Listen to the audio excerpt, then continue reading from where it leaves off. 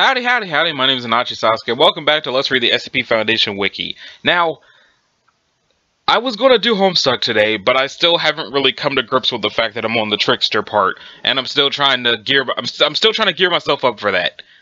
Because I basically have to be four really hyper crazy teenagers for like a few episodes. And I haven't determined how to do that yet because I wasn't even a hyper teenager. I was just sort of there. So in the meantime, we're going to do the last chunk of part 1 of Resurrection A-9, and I wish I could say we were going to start part 2, but this looks like it's going to be really long. So it's probably going to be just this for this episode, and then the next episode of SCP Foundation Wiki, we'll go back to the numbers like I've been doing. Alright, good, let's go. Iris had been trying to reach through a photograph for the last several hours. If you don't remember, Iris is one of the SCP. She can reach into photos with her special Polaroid camera. It was an ordinary photograph. She'd taken it with her own camera a few minutes ago, as she had done with the last few dozen photographs, and yet, when she tried to reach through, she had difficulty. Sometimes her hand just wouldn't go through. More often, what came through was a phantom version of her hand, hazy, flickering, difficult to see. She tossed the photograph onto the desk, groaning in frustration. The nameless researcher assigned to them to monitor her training raised an eyebrow. "Need a break?" he asked laconically, whatever that means. What does that mean? Let's find out. It means... Laconic is an adjective that describes a style of speaking or writing that uses only a few words, often to express complex thoughts and ideas. A more laconic way to write that last sentence might be, laconic means brief. Okay. Cool. Iris shook her head. I want some answers. Well, physiologically you seem fine, the researcher said, tapping the back of his pen against his clipboard. So the problem might be That's not what I mean, Iris interrupted. I want some answers, some real answers, like, who's in charge of this thing? Who's the new General Bo? That's most probably classified. Probably? Iris glared at the researcher. He shrugged back. She wanted to slap the smile off his bland face. I want to see him, she said. I don't think that's really necessary, researcher No Name smiled politely. Why don't we give it another try? Repeat from the top of exercise number November 6th. Iris shook her head. No, I'm done here. She stood and walked to the doorway. There was a security camera above it. She looked straight into the dark, unblinking lens. I know you're out there, and we need to meet. I need to talk to you, or this whole thing is going to fail. Somewhere else, the new General Bo woke up at an unknowable time, a million miles away from her body. The real world was loud but unintelligible, across a foggy chasm. Light thought her heart might be racing, but it was hard to tell. What triggered it this time? A dream, maybe. She tried to think back and only got vague nonsense. Images of blood and grabbing with faint overtones of, you fucked everything up! The timing could not be random. The announcement about Alpha 9's approval by the Overseer Council came through last night. She'd stayed up for 4 hours making phone calls, and she couldn't even remember what happened after that, so yeah, that must have been it. For an unknown length of time, she sat upright in bed, arms wrapped around her body, numb and unresponsive even through 2 alarms and a ringing phone. Funny how she could be the very picture of composure during a crisis, but wait until her brain spat out the wrong image while she was sleeping, and the world may as well be ending. At some point, Vo, her assistant, knocked on the door to make sure she was alive and to tell her that she was fine, that nothing urgent was happening right now, and that he'd scheduled aside her morning appointments and would come by later with food and coffee. Then he left her alone to write it out. She often wondered what amazingly selfless deed she'd done to deserve that man. At around 12, light finally appeared in the office, foggy and raw, but mostly in her skin again. Vo looked up from a nest of paperwork that he'd been slogging through like a champion. How are you? He asked politely. No unusual symptoms. Normal, mostly. The blood test. Medical's expecting you any time. She nodded. Good, thanks. Thank you. Vo smiled and said something she didn't quite process. Light flexed her left hand, hoping she hadn't sprained it again while dissociating wildly. She hated physical therapy. What's going on? She asked. You still have 2 meetings today that I couldn't get rid of. Actus sent you some files on his latest reports. We have more news from the O5 Council, and you have to meet with the other directors about those tomorrow. And Kane arrived here early this morning. Kane with a C or a K? Light asked. Kane with a K. Dr. Elliot and Director Moose are with him. They wanted to see you, but I told them you were on the phone with an O5. Thanks. What else? You were scheduled to meet with Kane with a C, but Director Moose tried to pull some strings to get herself assigned to bring him into Alpha-9. I let her succeed. She's already done and he's on board. This report summary's in your inbox, your first meetings with Director Moose. She says she has a concern. About what? She wouldn't say. If I had to guess, it's probably about Alpha-9 in general. Kane, SCP-073, I'll need to go see him myself soon. Already scheduled for next week. Thanks. Who's my second meeting with? Tab 666. Fuck. Well, it turned out to be right about Director Moose, as he usually did. 2 minutes after 1 p.m., Director Light walked into the meeting room dressed in her standard uniform, white Oxford shirt, black slacks, neat wingtip shoes, dark circles under her eyes. I like how they describe that as a part of her uniform. Director Moose was already there, pacing on the other side of the room, an ill-fitting suit draped over her too tall frame. The dark circle under her eyes matched Dr. Light's. Light's, just not Dr. Light. The woman with the funny name hadn't been expected to last long in her position as director of Site-19. No one had lasted long besides, Strelnikov, who was supposed to be temporary and finally demanded to be replaced. Moose had lasted for over a year so far, but not without the job taking its toll. The only other thing in the room was a brown wrapped package. I almost said round-shaped package. I examined the items you asked about, Moose said without preamble. They're close to your specifications. It wasn't easy, but they'll work, even for someone like you who isn't a Type Blue. I checked them myself. There are instructions with the packaging. Thank you so much. If there's anything I can do for you, Moose shook her head. You already have. Thank you for letting me approach Kane. You should thank Vo for that. The report says that went well. You got a report already? Yet another thing I'm thankful to Vo for. Vo Vox. Light took a seat. What did you do to convince Kane to join? Why did they convince Kane to join? I didn't have to do anything. Moose got a funny look on her face. He agreed immediately. I admit, I was surprised given all the history there with 0762 and Omega 7. Light thought about that.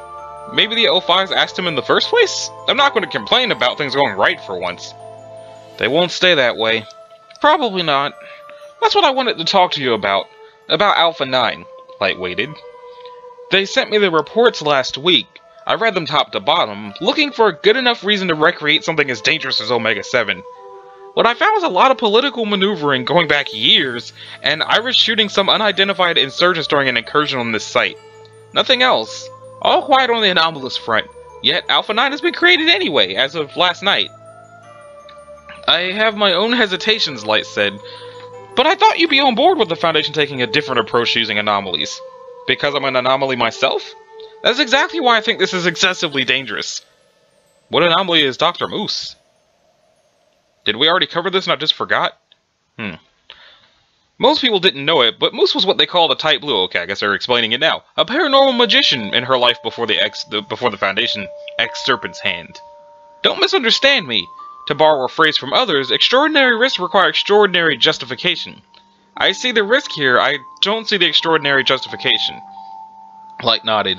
It's the long-term risk, I think. Maybe even medium-term, right? Our ordinary resources are stretched to their limits, our anomalous resources are barely being tapped, and we're still identifying possible SCPs almost every day. Maybe we don't have the extraordinary justification right exactly now, but we will. Unless the O5s know something we don't. You know I'm a company woman, Moose said, but for some people, that won't be good enough. Why didn't you refuse to participate in Alpha-9? You could have. Because I understand how anomalies work out there in the real world, Moose said. No one on your current field team even knows what a Type Blue is. I know you're considering Alexander Fox, and he also works for Marshall Carter in Dark. This is already a risk.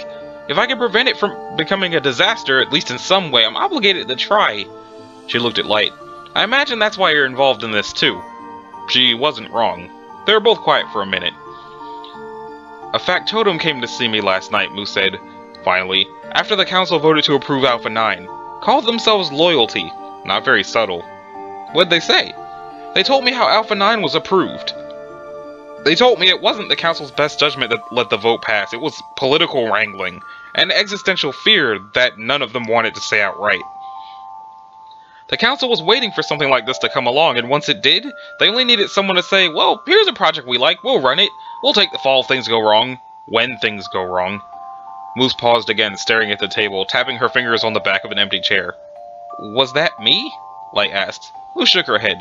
Loyalty told me that it was a member of the Council who volunteered to take the fall if Alpha-9 turns out like Omega-7. They said it was 0510. 0510? Light was slightly surprised. She had only heard from 057 for the duration of this project. But then, that made a certain amount of sense. 057 never seemed like the type to put herself on the line for a project like this. That's why she had, well, people like Light and Clef before her. Why'd you request to bring in Kane yourself? To rip the band-aid off, Moose paused.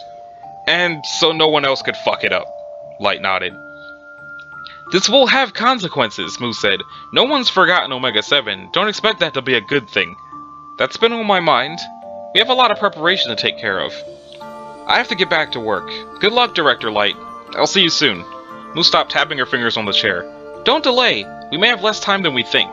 Light didn't plan to. The next meeting with Tav 666 came to quickly. This time, sitting at the long conference table were the ugliest, most slovenly man in the world, and his polar opposite, attractive, neatly groomed and female. Light knew the man well. The woman she knew of. Alto, Light said. Sorry for keeping you waiting. Sophia, Clef replied, that rictus-like grin of his never leaving his face. Allow me to introduce my former secretary and current protege, Andrea S. Adams. Adams, Light said, extending her hand in greeting. I've heard quite a bit about you. Good work extracting Iris from that GOC snatch and grab.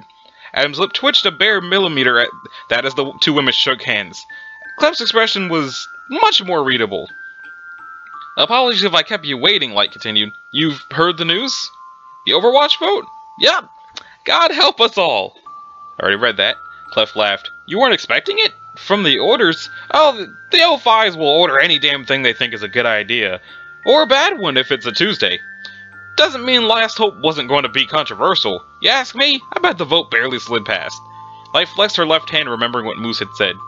Alpha 9 is still widely unpopular. You bet your ass. And now everyone's going to know about it.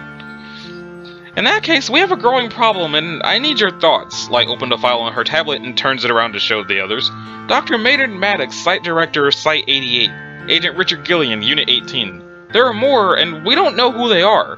What are they? Foxes in the hen house. Clef took the tablet and narrowed his eyes, looking them over. Traitors. Known affiliations?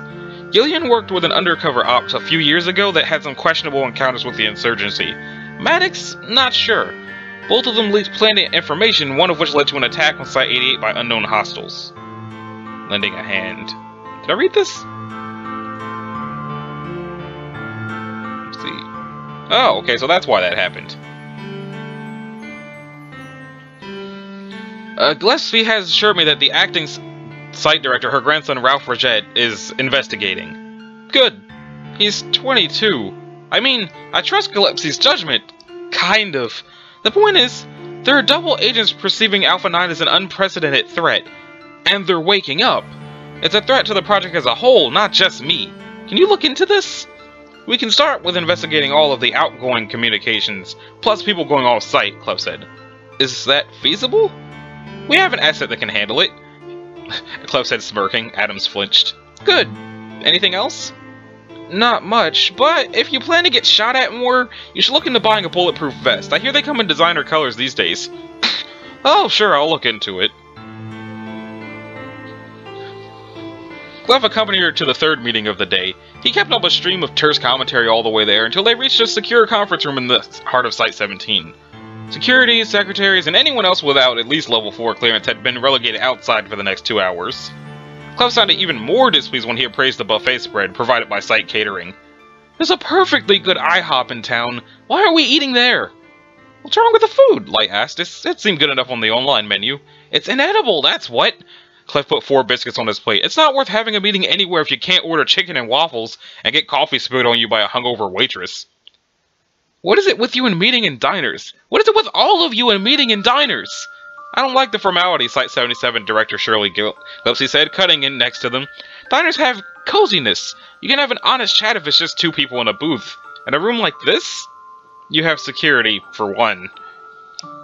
And are you that confident that none of our guards are insurgency moles? Clef looked around, looked at the room, or maybe it was just at his plate with distaste. Let's just get this over with.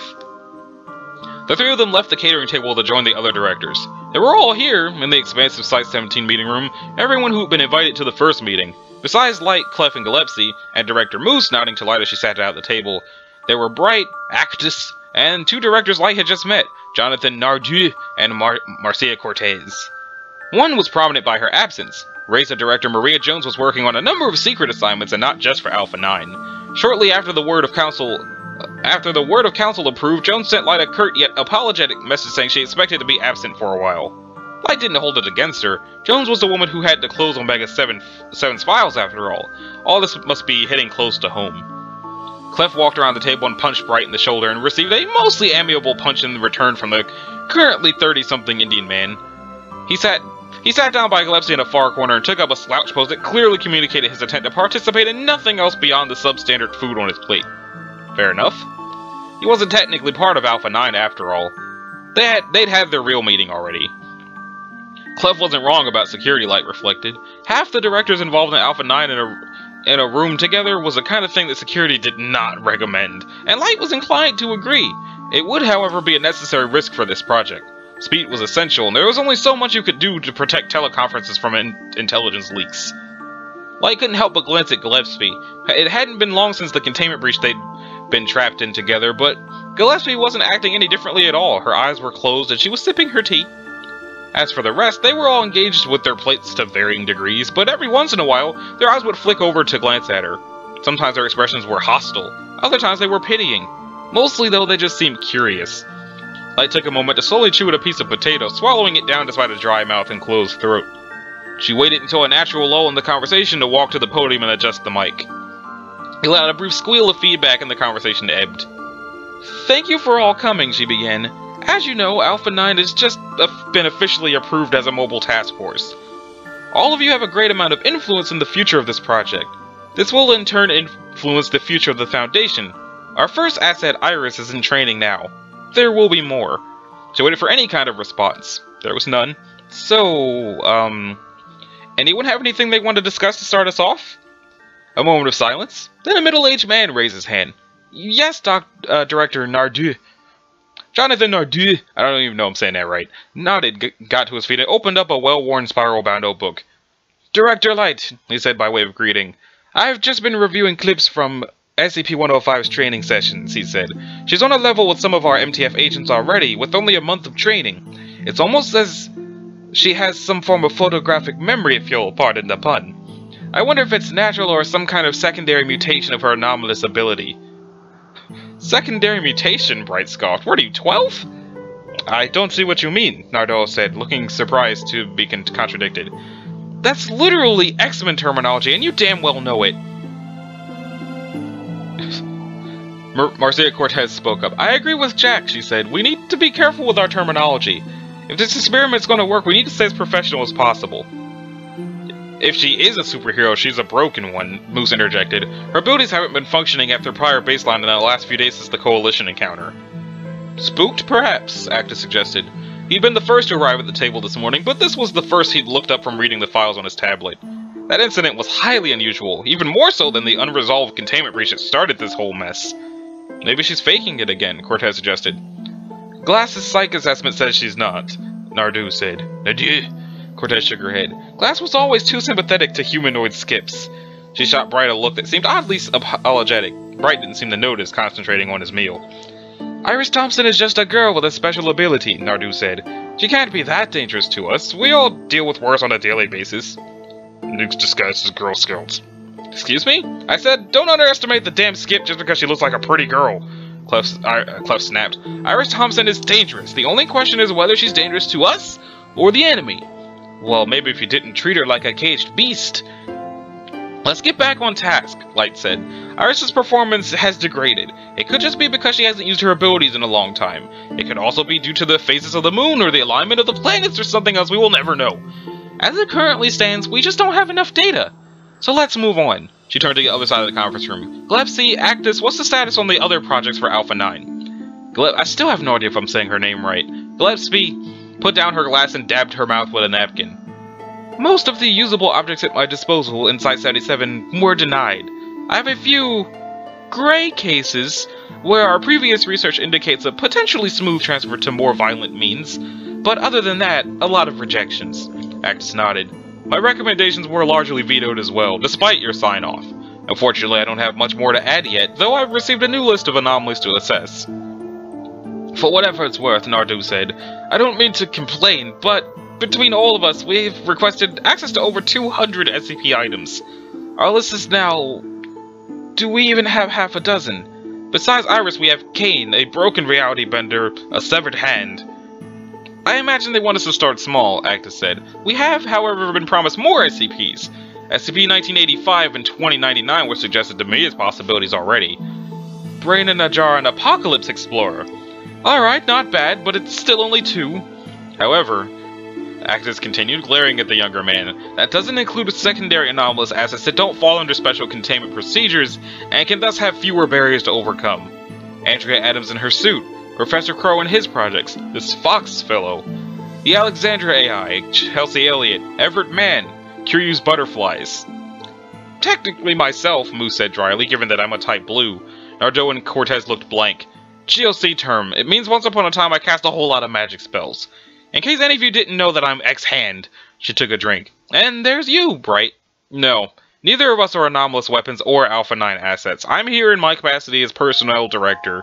And I think it's for the best if this task force stays small. It's already bigger than Omega 7 ever was. Weren't you on Omega 7? No, I was not. As personnel director, I was part of the group dealing with new additions to Omega 7. Omega 7 had so few anomalies, though. Nardu frowned. Yes, Bright said. There was a reason for that. Just like this task force already has too many anomalies. They're probably going to give us more, but we don't need more.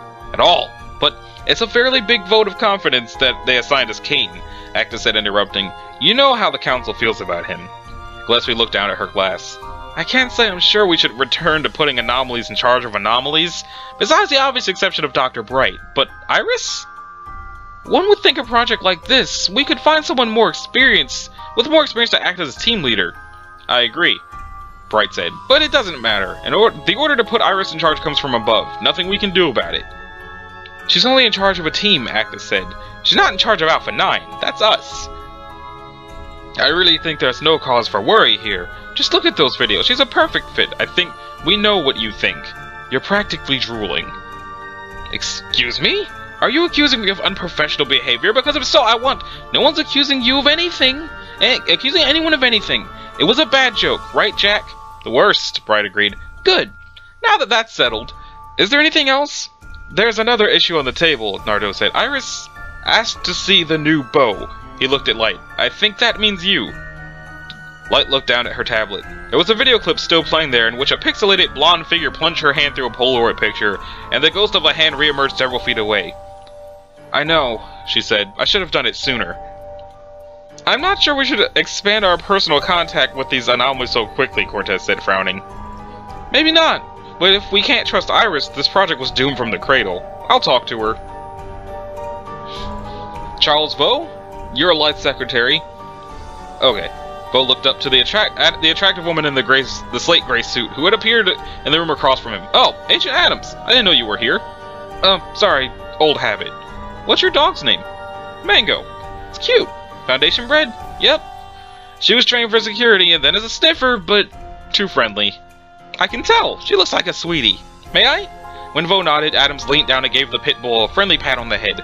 Mango grinned and panted, then rolled over onto her back for a well-appreciated tummy rub. Vaux smiled serenely. Did you want something, Agent? I had a question about your boss. Vaux frowned. About Light? Let me get to the point. You know what Tab 666 is. I do. You know what our job is. Of course. Alright. We're aware that you arrange some kind of medical service for Dr. Light on a semi-regular basis, often after she's taken some time off work. You've been careful to keep it off the files. This raises some concerns. Vaux frowned. I'm not at liberty to discuss my boss's medical issues. She on drugs? Painkillers? Something stronger? No response. Adams charged on. Charles? Can I call you Charles? No. Alright then, Mr. Vaux. As far as we know, Clef and I are the first ones to learn about this. If she's got something going on, we need to know, because there are people out there who can find out and use this against her. Ask her yourself. She pregnant? Vaux was stony-faced. Look, Adams said, you tell me right now, Just between two coworkers, and you won't get in trouble for this. Your boss might not get in trouble for this. Hell, we may not even have to report this to the overseers, depending on what it is. But if you don't tell me under the table, then I need to do an official investigation, and then people will get in trouble. Vo twitched. Mango sat upright, ears low, shoulders raised. She pulled away from Adams and trotted over to Vo's side, resting her head on his knee. Vo gently reached a hand and patted his beloved dog's head. Dr. Light has a mental health condition that occasionally causes her to become confused about reality, he said slowly. This is in her medical file. Adams nodded. The effects of this can be similar to mind-altering substances the Foundation employs, so for a while, Light's been having me run tests for amnestics after her episodes. More recently, drugs and poisons. Either way, you can imagine why she'd prefer not to let the Council or anyone know. Adams nodded again, slowly. Ever had a positive result? Not yet, but Alpha 9's only been in the works for a month. Adams nodded yet again. If you ever get a hit, let me know. Will smiled, hand wrapped around Mango's leash, the very picture of compliance. You'll be the second person I tell. They took Iris from her containment cell early in the morning and marched her across the site and into an office she'd never seen before. The office was barren, but the furniture was nice and the room large. Someone important then, a director. Iris knew that Site 17, like its big sister Site 19, had offices for far many more directors than just the current person in charge. The Foundation's biggest sites couldn't be run by just one person. Last she'd heard, Site 17 didn't even have a single official director, so this could be anyone. Once Iris was seated, a black man holding the leash of a service dog opened the door. A white woman entered behind him. She recognized neither. Iris, said the woman, it's very good to meet you. She was short, scarred, unsmiling, had her hair pulled back out of her face. She could have been from the military, but if this was who Iris suspected, she wasn't. You're Bo, Iris said. Not quite, the woman looked surprised and almost smiled. I'm Sophia Light, I'm the director of Alpha 9. They shook hands firmly but briefly. I've heard of you. You're a researcher. I have been. I have a background in microbiology and infectious diseases. For the last 3 years, I've been the director of a small site up in Svalbard. Those islands north of Norway, Iris recalled. She'd been there. Do you have polar bears up there? Now and then. The site is mostly underground, so it's not an issue. Light paused. My assistant told me I should have had them trained as guards. As to say in research files, this was not attempted. I could be wrong, but I don't think there was a site there when I was in Omega 7. Pandora's box had gone there once, and since there hadn't been a local site, they'd flown into Longyearbyen. She'd wandered the streets with the other humans on the team, past the colored houses and flying metal tramways, sharp, smooth brown mountains and the smell of the sea. Abel had stayed with the plane. He didn't do tourism. You're right, said oh, okay, yeah, Kane isn't the crazy one, Kane is the good one. Abel's the crazy murderous one. Right. You're right. Svalbard is one of the dozen multi-object sites constructed in the last 5 years. Iris took that in. Excuse me. 0510 told me they're finding anomalies at a record rate. We have to put them somewhere. Iris nodded. There was silence for a moment. Light spoke again. How, what do you think of the training so far? Iris stopped. What did she think about it? It's, I like having my camera back, and all this new technology is amazing. Digital televisions, iPhones. Light nodded. What about your recent difficulties with your ability? I don't know. She kind of wished she were back in her cell. It was a thought that had been intruding often lately. She didn't want it, but there with her blankets and books and the heater turned up to a comfortable level, just her, there in her cell, there in her box. It was a strange thought. She pushed it away, suddenly tired. What does it matter? Or does it matter? I'm not faking it. I know I'm not getting out, and I've spent most of my life here now that I can remember. I'm not trying to get out, I just want to know. Does this team really need me? I don't want to add too much pressure, but you are the reason the team exists. What you can do has inspired the whole project. That's too much. Light raised her hand. Sorry, she said, that's not quite what I meant. Isn't it? You brought all of this together because you knew I would do. I mean, you thought I could. She didn't want to finish any of those thoughts here, now. Iris launched herself out of her chair and paced the length of the office. She half expected the guards from outside to rush in and restrain her. Director Light twitched but didn't otherwise react. Iris, Light said slowly, what I mean to say is, yes, Alpha 9 does need you. Why? Because you're the only anomalous survivor of Omega 7. Because you represent what might have been the first time if we'd done things right. Because you know what this is like in a way no one else does. Because there's no one else quite like you in the Foundation. We have to have someone, and you're the best someone we have. I want to help you. Help me what? Perform better in the field? That or anything else, said Light. What do you need? What do you want to know? It's a hell of a question. Iris stopped pacing and took a few breaths. When Adams took me out last month to those bars, that was real, right? What? It wasn't staged. I mean, no, of course it wasn't. She dug her head into her hand and clenched her teeth. I'd shoot Clef out myself afterward, said Light. Not that Adams shouldn't have done it. She should have told me, and I would have told her to bring additional security, but it certainly happened. What makes you say that? It felt fake, Iris said. She lifted her head from her hands and stared at a spot on the wall instead. No, go on. I've spent the last 7 years in a box. It's a fancy box, but it's not the real world. And then suddenly you need my help with something, I get dragged out and I get to see the real world again, and it feels like somewhere fictional, a movie set. The moon. Light nodded. Not that different from here. I don't know. Maybe I was too excited for it. Maybe I just thought it would be different. Light nodded slowly. Sometimes when the Foundation recruits new staff, they give them Class A amnestics, wipes them clean. They claim it's cleaner, easier to train the agents. Reduces possible objections to the line of work. It's happened to friends of mine. I've never liked that approach. Iris's gut twisted. She'd heard of that, but no one had really wanted to discuss it. Certainly not a director. Because it's horrific? I don't even think it's very effective. To be part of the Foundation, you have to protect. To be good at it, you have to have a vested interest in the world out there. Know that it's worth fighting for. When you take that away, they're just following orders. Iris sighed. Good thing your agents aren't your objects, then. They are as of now, said Light. Iris, we need to do better by you. And we, the people in power, need to make that work. Hell, even if your abilities went away tomorrow, you have insight into Omega 7 and where it went wrong. You know what we've done wrong by SCPs before. So, listen. It'll be alright. How can you be sure? I can't, Light said. But I can do everything in my power to make it so. And so can you. How? You're not just an object. We didn't need to make you the leader of an Alpha 9 team. We chose to do that partly because it's where you would be if you were any other agent, she smiled. Well, any other agent with your unique capabilities. My point is, you're part of the Foundation as much as we are.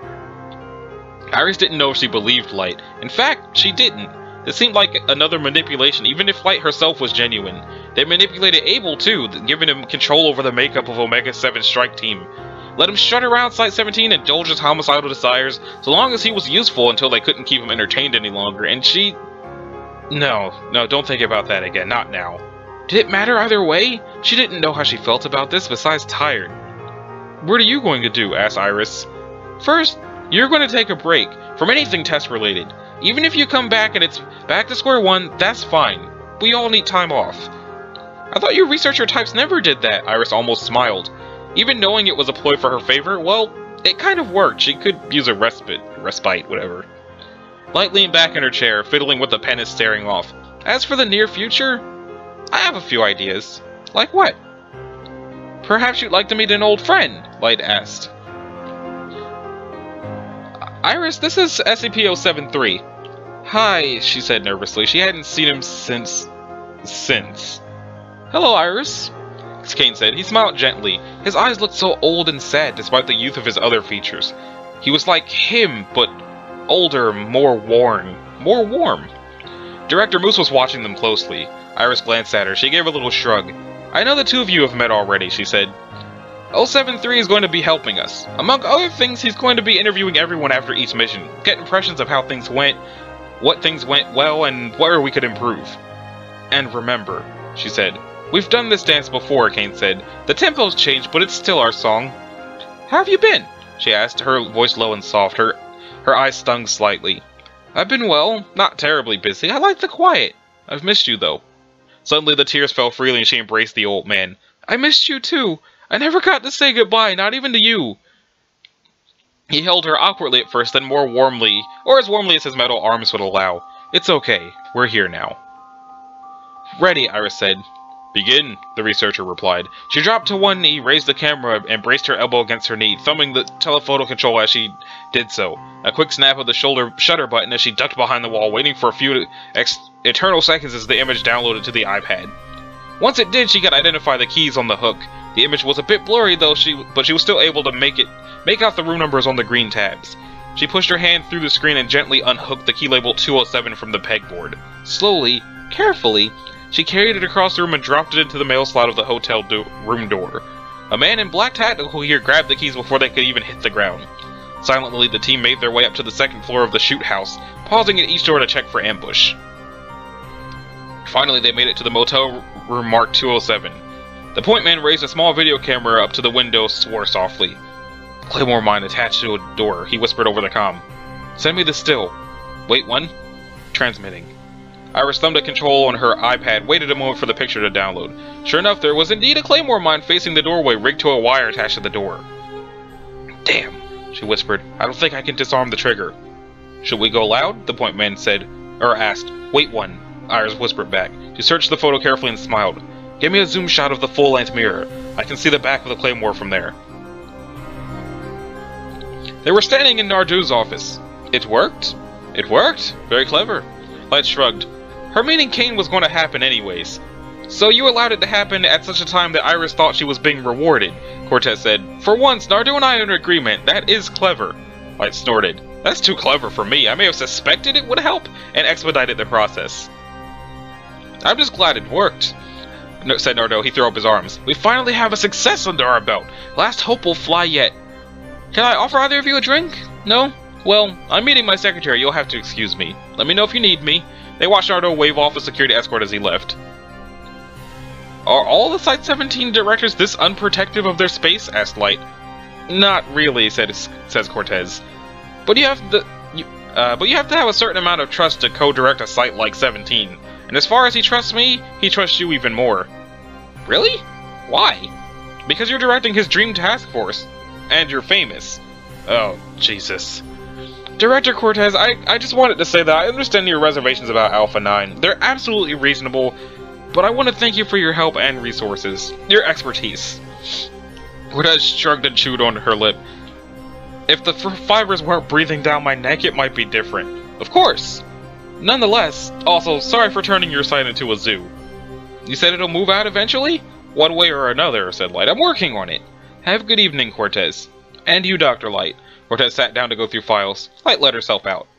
Escort personnel, please, she told the guards outside the door. Her own two guards, recruited from separate sites and personally recommended by 057, did unfortunately have to sleep. If O was around when she got there, she'd have him take notes. If not, half an hour on the treadmill might do her good. Her head was buzzing. Their draft list of anomalies was ready now. It wasn't set in stone yet, and even if the anomalies themselves agreed, there were directors and researchers and other interested parties to assuage. Elevator or stairs, Director? Asked the guard. Stairs, said Light. It was just one story, if she remembered correctly. She'd give Clef or Adams, no, definitely Adams, a crack at the new recruits too.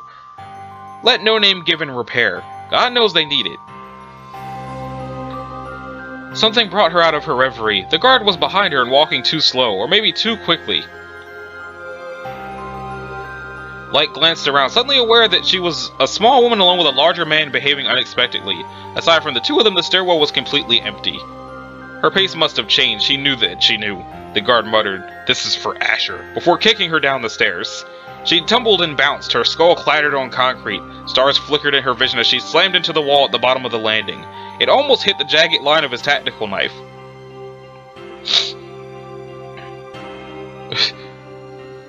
Let's see. The guard's footsteps were heavy and measured on the stairs, coming closer. She wheezed and coughed. When he got close, she reared onto her knees and knocked him backwards. Back on her feet, he grabbed her left wrist, then the one in a brace. Oh no. Light's brain flooded with adrenaline. She suddenly found herself cringing and saying, "No, no, no, no, no," out loud, which was highly embarrassing. Then, wonder of wonders, maybe out of surprise, the guard actually let go. By the time she reoriented, he had moved in and grabbed her upper arm, but that was manageable. She stomped onto his instep. He wears boots so it won't break bone, but he's distracted. Knee to his groin, his grip loosens, swung a fist lazily at his head and reached into her pocket. He reached up to catch the blow, and light pepper sprayed the shit out of him. Run now, guards are trained with capsaicin spray, so I have maybe 10 seconds before... Light fished out a fish in her pocket again and pulled out a small bracelet made of blue feathers, courtesy of Dr. Tilda David Moose. She put it on and turned invisible. At 6:30 p.m. local time, 6:38 p.m. local time, site security was alerted that one of its guards had gone AWOL and attacked a member of senior staff. They received this alert when said member of senior staff materialized outside their office. The rogue operative was found and apprehended. Sophia Light was assigned to a safe room and her personal guard summoned. A doctor inspected her and she fielded a quick call from a distracted 057, who asked about her health and sounded like she was on the phone with two people at once. Cortez checked in as well and apologized, which Light was rather touched by.